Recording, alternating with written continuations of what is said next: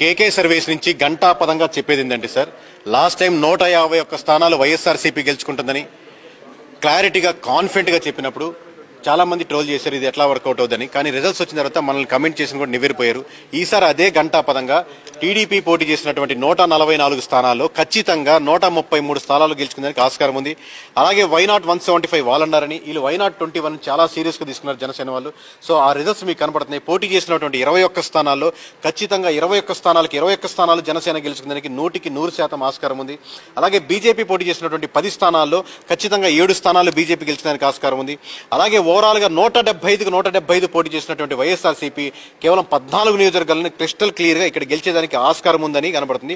దాంట్లో 6 స్థానాలు మటుకు మాకు క్లియర్ కనబడుతుంది. ఇంకో 8 స్థానాలు టఫ్ ఫైట్లు కొంచెం టువార్డ్స్ వైఎస్ఆర్సీపీ వెళ్తుంది. కాబట్టి కన్సాలిడేట్ గా 14 నియోజకవర్గాలు మాత్రమే, అంటే 20 దాటేదానికి ఆస్కారం లేకుండా కనబడుతుంది. రేపు పొద్దున మేము 1-2 రాంగ్ అవ్వచ్చు, ఇంకోటి యాడ్ అవ్వచ్చు, ఇంకోటి లూజ్ అవ్వచ్చు, అది కాదు విషయం. కానీ ఓవరాల్ గా 20 లోపల వస్తుందంటే 151 స్థానాలు గెలుచుకున్నటువంటిది 175 స్థానాల్లో పోటీ చేసి 20 స్థానాల లోపు పడిపోతుందంటే, సో ఆబ్వియస్ గా ప్రజలు most of the percentage 15 to 20% వరకు కూటమి వైపు మొగ్గారనేది మనకు క్రిస్టల్ క్లియర్ కనపడుతుంది.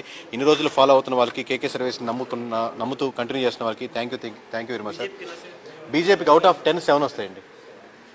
ఎక్కువ అంటే వృద్ధుల ఓట్స్ అన్ని కూడా జగన్ కే పడతాయి అంటున్నారు. అంటే ఎవరు ఓట్స్ ఎక్కువ ఇట్ సైడ్ వెళ్ళే అవకాశం ఉండదండి. ఆ నియోజకవర్గ పరిస్థితులు బట్టి వృద్ధులంతా ఒక మొత్తం విజయవాడలో అలా ఉండదండి. విజయవాడలో మీటింగ్ పెట్టారు మొన్న ఒక లాస్ట్ వీక్ వృద్ధులంతా కలిపి. మన వృద్ధులంతా ఒక పార్టీకి వేద్దాం అలా ఉండదు. మీటింగ్ పెడితే ఎవరు రారు అనుకోండి వృద్ధులు. సో ఒక పార్టీకి వేయడం కానీ, కన్సాలిడేట్ గా మహిళలంతా ఒక పార్టీకి వేయడం కానీ, లేకపోతే ఒక సెక్షన్ ఆఫ్ పీపుల్ ఎవరైనా కానీ ఒకరికి వేయడం కానీ అలా ఉండదు. ఓవరాల్ గా అక్కడ నియోజకవర్గం ఉన్న సమస్యల మీద వాళ్ళు ఫీల్ అవుతున్న దాని మీద మొత్తం ఎలా ఉంటుందని చెప్పి దాని మీద ఓట్ బ్యాంకింగ్ ఉంటుంది. కానీ వృద్ధులు ఎక్కువ వేశారు, సాయంత్రం దాకా ఓట్ బ్యాంకింగ్ మాడేయబడింది. లాస్ట్ టైం చెప్పారు ఇదే మాటలు పోయినసారి చెప్పారు, ఈసారి చెప్తున్నాను. అట్లా ఉండదని నేను మొత్తుకుంటున్నాను. ఓట్ బ్యాంకింగ్ అలా ఉండదు. మీ నాయకులు అలా ప్రభావం చెందొద్దని. మీరు నమ్మితే నమ్మండి వాళ్ళు చెప్పిన మాటలు. రేపు పొద్దున 4వ తారీఖు రిజల్ట్స్ వస్తాయి. ఆ రోజు చూసి మేము కరెక్టా వాళ్ళు కరెక్ట్ అని మీరు క్లారిఫై చేసుకోండి సార్. థ్యాంక్ యూ అండి. ఫైనల్ గా ఖచ్చితంగా కూటమి గవర్నమెంట్ ఫామ్ చేస్తుందని చెప్తున్నాం అండి.